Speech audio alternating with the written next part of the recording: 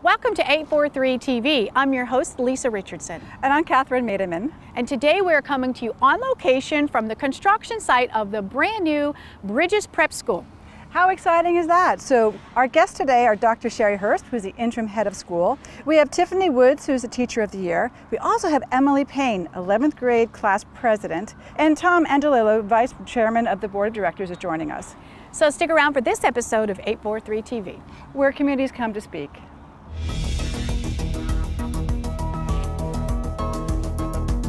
.843 TV, where the Low Country comes to speak.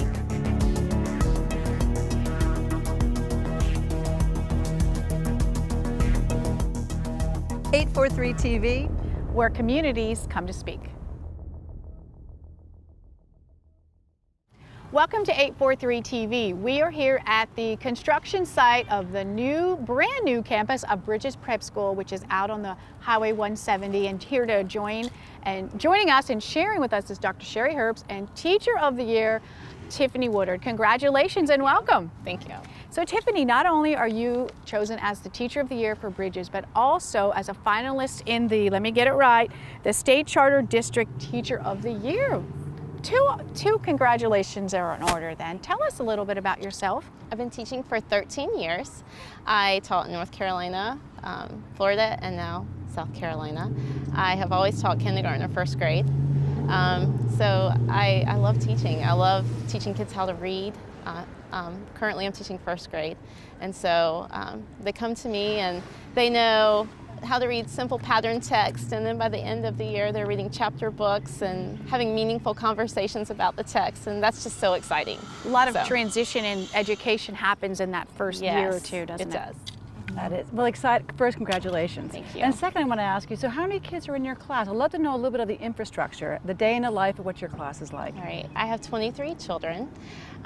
So we have a lot of hands-on activities. I teach a lot of mini lessons, and then I'll scaffold the learning. They will take the information I've taught them, and they'll transition into like independent time and partner work, and then the whole time I'm facilitating, making sure that they're understanding the objectives. And so we have lots of just hands-on, and then we have the PDEA seminars that we do even in first grade. The children have to learn how to have conversations with each other without talking over one another, knowing how to sit back and listen and knowing when to jump in. And that's difficult at this age, especially when they are used to raising their hand, and then they're in a PDEA seminar and they don't have to raise their hand. They just speak out when they have an idea. And again, I sit back as more of a facilitator during that. So. Dr. Hurst, there may be folks who really don't understand the concept of a charter school. This is a free charter school. Can you just define that for us, please? Yes, ma'am. So in South Carolina, there are authorizers of public charter schools. So our authorizer is the South Carolina State Charter School District, and we get funding from the state that's sent to our district, that gets sent to us. The education is free. It's a choice. So when Tiffany applied for Teacher of the Year, I said that she was the voice for choice because she's such a great teacher, and she exemplifies what a lot of families might be looking for in a teacher for their child. It's a choice to come here, so you just apply on our school website, and there's a lottery that on a certain date lets people know how openings we have. That's how many people we can take, and then we have a waiting list, and as students leave, students are called off the waiting list, and that's really how it works. So anyone in the state of South Carolina could apply to Bridges, and it's a free education. It's still funded by the state of South Carolina. Interesting. Well, let me ask you this. Are you one of the founding teachers? I am not. So when did you join? I joined a year and a half ago. So my husband is in the military, and so that's what brought us to Beaufort. Yes. So being in a private charter school, previously were you in a public school? Is that I've been in public and private in the past, but previously, right before Bridges, I was in a private school. So being the charter, is there a different experience as an educator? Yeah, there are differences. It feels more like a private school in some ways, but then we have more resources like a public school would have. So it's kind of like a meeting of the two worlds, of public and private. For me, that's what it feels. Can I add something to that as well? So part of being a charter school is you have to offer something different. And so that's how your charter gets authorized. And Mrs. Woodard mentioned the Paideia seminars, and the Paideia teaching methodology is part of the foundation of our charter. So when we applied to be a charter school, that was one of the founding things that we said we would do different, that we think will help level the playing field for all students and give students an opportunity to participate in discourse and intellectual discussions and be ready for the world when they finish school. That's really interesting. So what other curriculum ideas or things that you had for a charter to require for you to do? Well, basically you have your founding things. Ours is Paideia and also STEM education. Some charters are math and science charters, some charters are they're all different. They just have to have something different. You still have to follow the state regulations for what needs to be taught at a certain grade level, but each charter is unique, and that's what makes it so special. Families can have a choice. They can look around and see what they think is best for their family and their child. Great. Well, we've got a lot more to hear about from Dr. Herbst and some others here at the school, so stay around. We'll be right back with more 843 TV.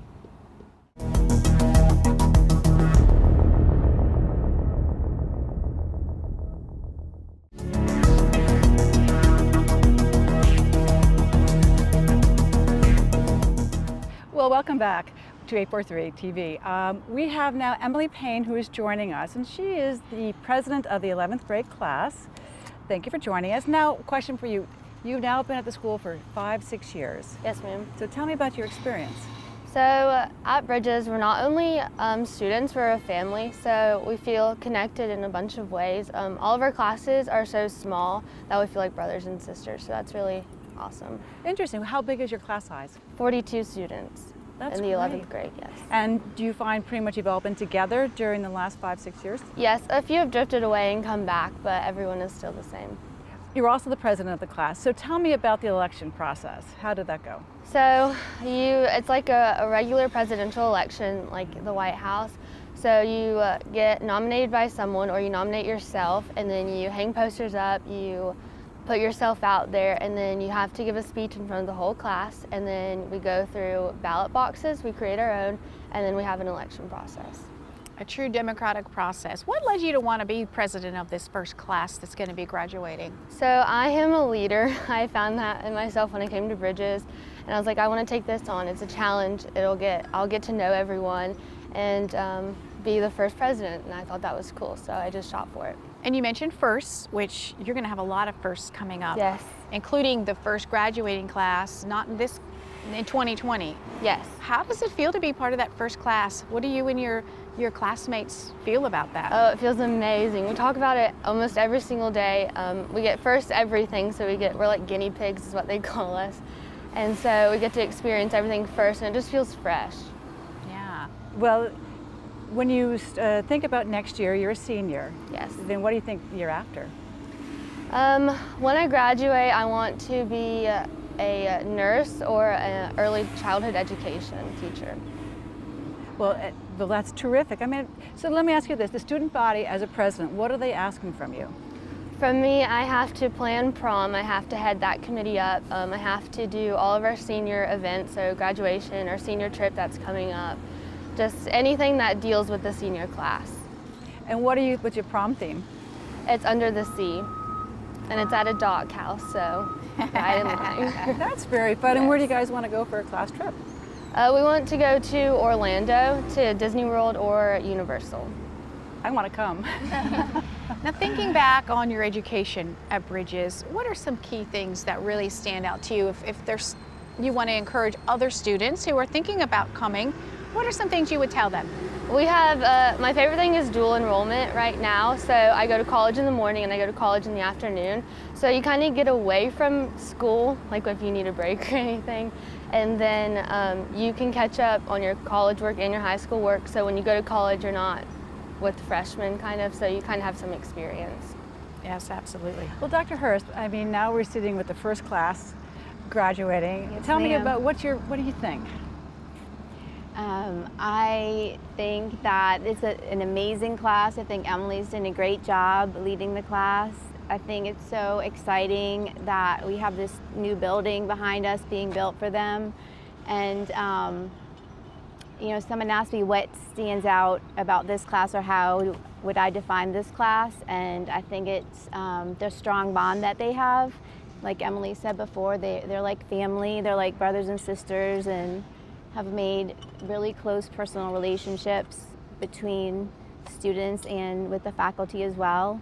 And that helps keep them accountable with each other and as students, and helps them reach their potential. So I'm just so excited to see them at the end, you know, where they go and what they do with their life. You know, it's interesting. And also I want to point out for you, and maybe you're not going to see this right now because you're in it. I mean, to be part of a school system that's growing, and you see buildings being built for the school system that you sort of started with, founded. When you look back, it's going to be, I think, a growth experience. Actually, it's going to give you a lot of experience as you go forward to reflect back and give you some ideas. And, oh yeah, I remember when I was, you know, in 7th grade, this is what we were doing back then. And the families were trying to raise capital for the school. I mean, all those little things, those nuances, I think are very important. So something to think about. Yes. So we're sitting 1 year before graduation, 2020, because it's that time, isn't it? Are you expecting to have that ceremony right here? No, actually, we have planned a venue for the ceremony, and maybe Emily can talk a little bit about it, because I think that it's where she attends church. So yes, it's very local. It's downtown where we first started out, and it's at the Baptist Church of Beaufort. So it's a very pretty venue and it's very historical. Yeah, that's exciting. And then so as you, again, look to the class of 2020, you've experienced a lot of different students, had a lot of experience with your staff and with your board. Tell us a few things that really stick out to you. What sticks out to me about Bridges is everybody's dedication and perseverance, because we have gone through so many changes, and we've grown so much. We've had to make, you know, full offices into classrooms, and the kids have, you know, gone through a lot, as well as the teachers. And there are so many students, teachers, and parents who have just hung in there. And I think now, seeing the building coming up and all that, it's, you know, the light at the end of the tunnel, and it's going to pay off, because they really have put a lot of time, energy, dedication, and their own selves into Bridges. So it'll be kind of like something that unifies everyone. Mm-hmm. Well, we enjoy being out here, and we're going to be right back after we take this break with more 843 TV.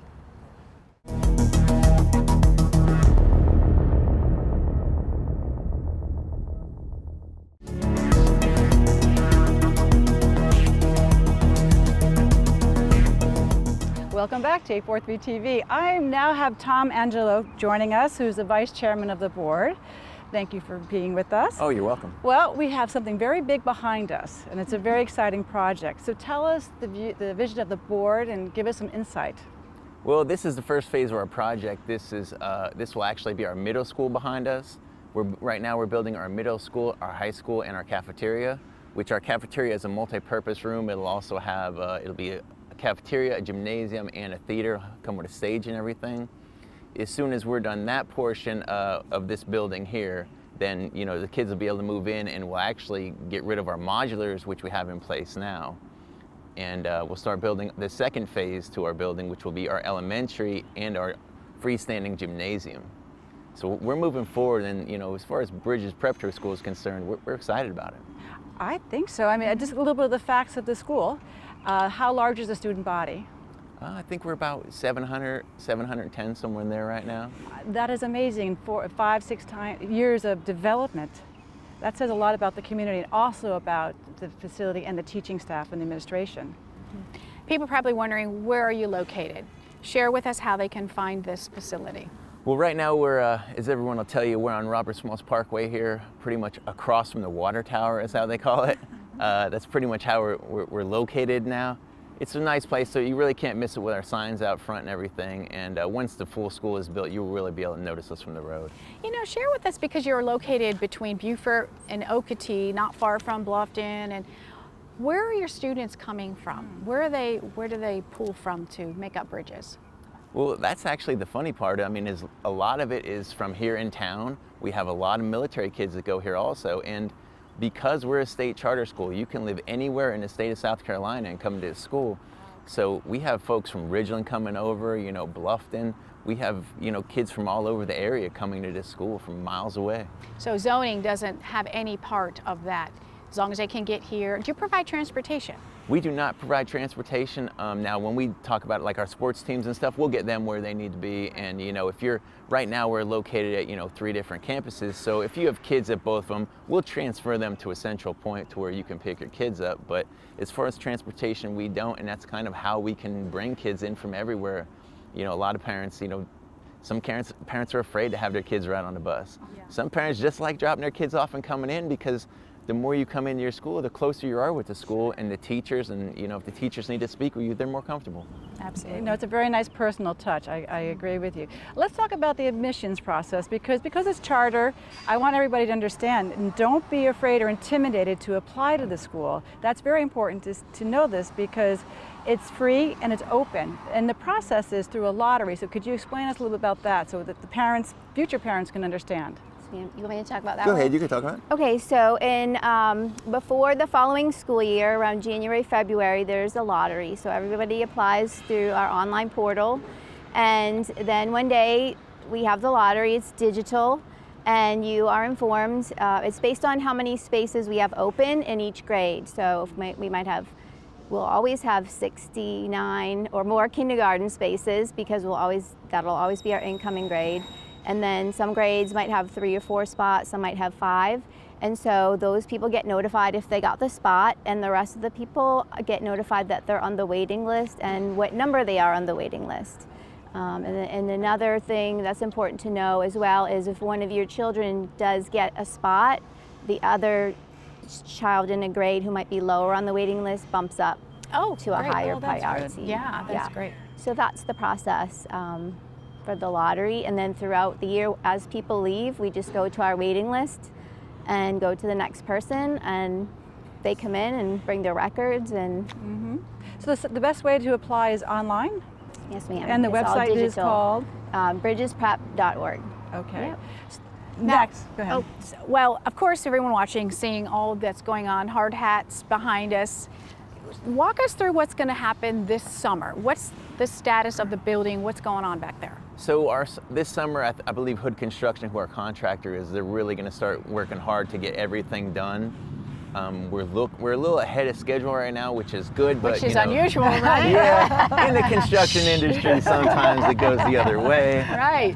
Along with sometimes we get hurricane season here.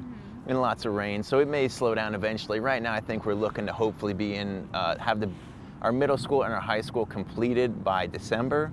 So I think the best way for us to do it is, what we're trying to do is, over that 2-week Christmas break, move our kids that won't be here, so we can move all of our stuff into the new school. And then when they come back from Christmas break, hopefully they can just move right into the new school. Exciting, huh? It is exciting. One quick question. The day in the life of a student here, we also want to point out to parents, you have a performing arts, you have music, you have sports, a band. So we want this for all the development of a child. We're not just a sports school, or we're not just an art school, but it's for all around it. And I think that's an exciting opportunity for any student. Yeah, that's part of our mission, is to provide a whole child education. So it's important to us to provide those opportunities as we grow. Hopefully we'll be able to offer more. Yeah. And as far as our education is top notch here, and Sherry can tell you more about that, but our sports teams, our soccer team is, I think they're pretty much near the top of their class right now. Our softball team, who's doing outstanding right now, I believe is in 2nd place right now. So pretty much, we even have a fishing team here. There you go. Which is outstanding. So I keep joking around with everybody. We have a retention pond over here. We're going to stock it with fish for them to practice. So we'll see how that goes. But everything's going well, on all fronts for Bridges right now. Real quick, as we wrap up, share with us what the priority is for the board this summer. Pretty much right now, the whole board is all in on this building right now. We want to try and get this building together. We're actually going to go through too and, you know, straighten out our charter a little bit, and because we want to be ready for when our charter comes up for renewal. We want to have everything in line to where everything just matches perfectly. Well, there's so much that we've learned today and so much more. We're going to be excited about watching this progress as we go. And thank you all for watching this episode of 843 TV. Where the community comes to speak.